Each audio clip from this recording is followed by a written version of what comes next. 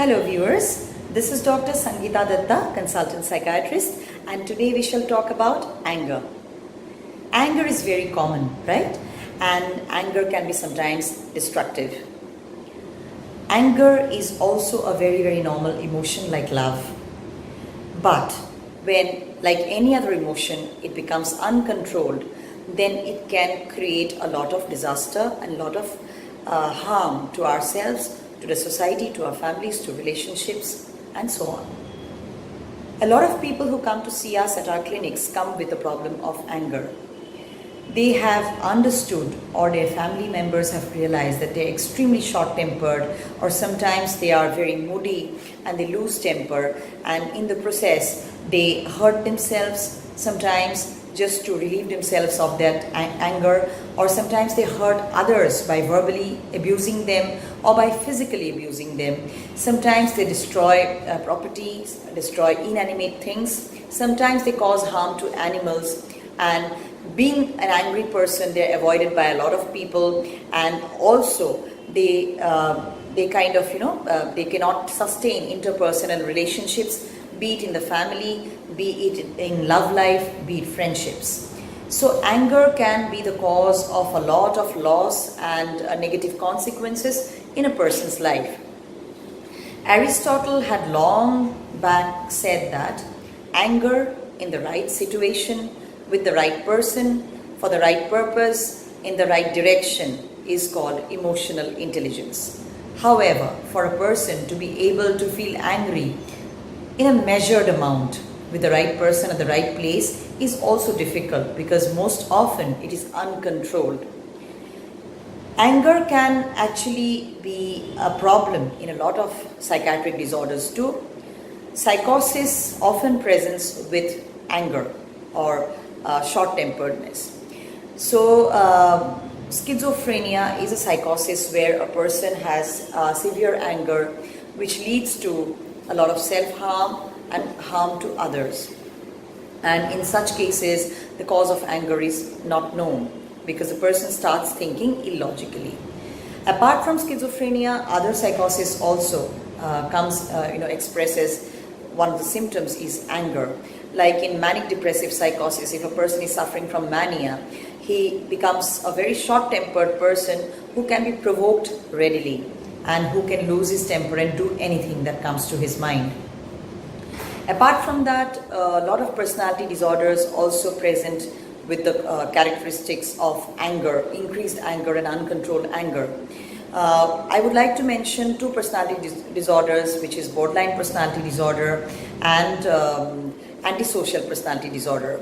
Of course, apart from that, any other personality disorder like histrionic personality disorder would also present as short temper sometimes, because people with personality disorders do not have proper coping skills or life skills, and thereby they try to solve their problems by losing temper and through anger, which never gets solved.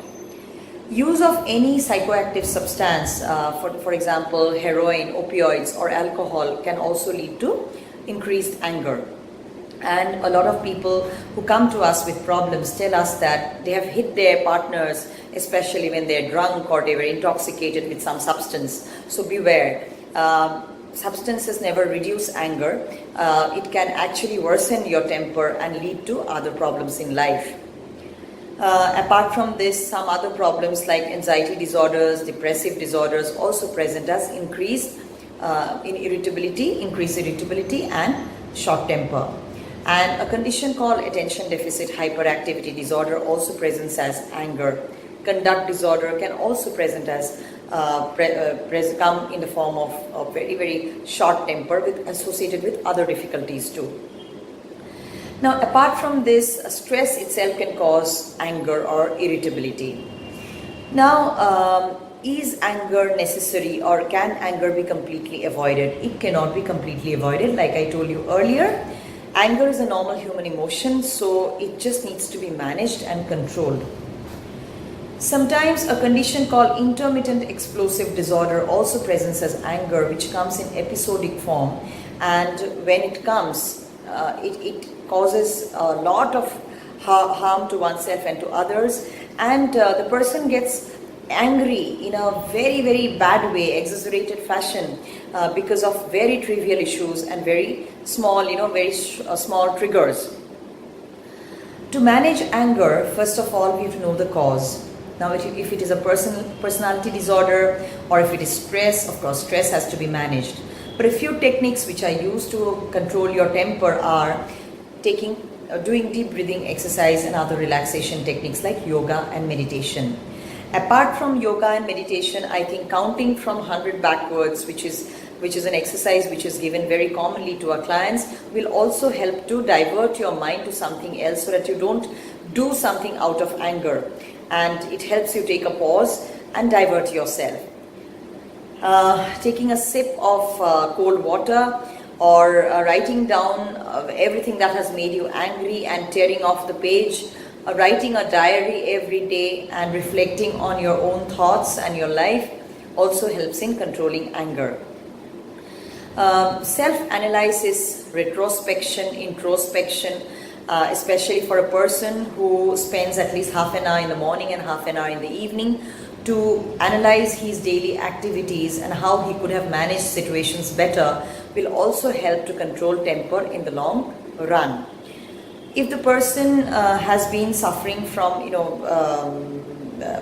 some psychiatric illnesses which has been causing the anger, of course the cause needs to be treated with medications, mood stabilizers, antipsychotic drugs, anxiolytics, and also psychotherapy and counseling can be provided. Anger causes a lot of damage. It is sometimes called temporary insanity. None of us want to become insane, but we do not know how to control temper. Understand that temper or anger can be controlled provided we learn how to control our thoughts, modulate our thoughts, change our negative thinking into positive thinking, read a lot of positive books, listen to good music, have the company of good friends, positive people, and avoid all that is negative in life. Stay relaxed, mind-wise and body-wise. Regular physical activity can also be helpful, and nutritious diet is often helpful in controlling anger too, because a lot of fried stuff and excessive protein in some forms of research says that it can lead to a lot of discontrol in emotions. And anger can be controlled. The cause needs to be identified.